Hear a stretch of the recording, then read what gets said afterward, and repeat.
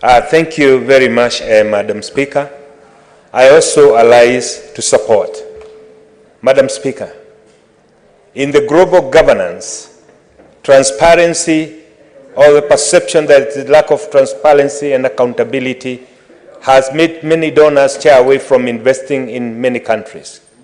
Madam Speaker, sir, the spirit of having cabinet secretaries come to the House is informed by the readiness of the presidency to show the world, the outside world, that they are prepared to be not only accountable, to be transparent, and most importantly, to showcase what they want to do for the country.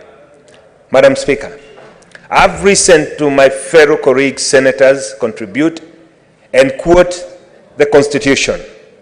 We did promulgate the Constitution to better the lives of Kenyans. Today, Madam Speaker, if it would be time to change the Constitution, it takes a step to cover a journey of 1,000 miles. It is the beginning, Madam Speaker, of governance that is not only open, but governance that has nothing to hide. Under the presidency of none other than Dr. William Samoei Ruto, he has pronounced himself to the fact that he would be prepared to place his cabinet secretaries at the hands of the parliamentarians so that they can not only be interrogated, Madam Speaker, but they can come and explain the policy direction his government is taking. Madam Speaker, from a pessimistic approach, we may assume that they are coming here to answer questions. But most importantly, Madam Speaker, there could even be no questions to answer because we still have the committees which are sector specific and which will have the time to explore specific sector questions.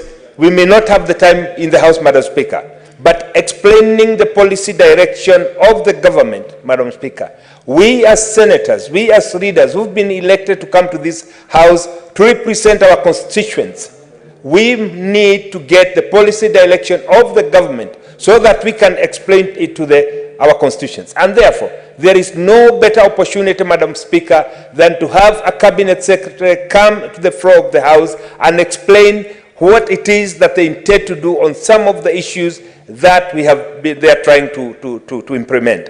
Madam Speaker, I think for 60 years we've been learning in the long track and in the long direction. It is in the wisdom of none other than the President that he said we must have an accountable government, a transparent government, a government that is prepared to explain to its people what they are doing. And in his effort to make cabinet secretaries responsible of their acts, Madam Speaker, the President saw it wise to make them or to request us as Parliament to change the standing order so that we can accommodate them to come in the House to do nothing else than explaining what the government is doing. And this is what we are talking about. Madam Speaker, people are going out there demonstrating because they have claimed that they have no platform to place their petition. Madam Speaker, that platform is being brought into their doorsteps. It's being brought in the House here where people will come and explain, where members can be able to give their petitions so that, Madam Speaker, we will never ever have another demonstration in the pretense that we do not have a forum to present our petitions. This, I thought, Madam Speaker, it would be a welcome move, especially by the members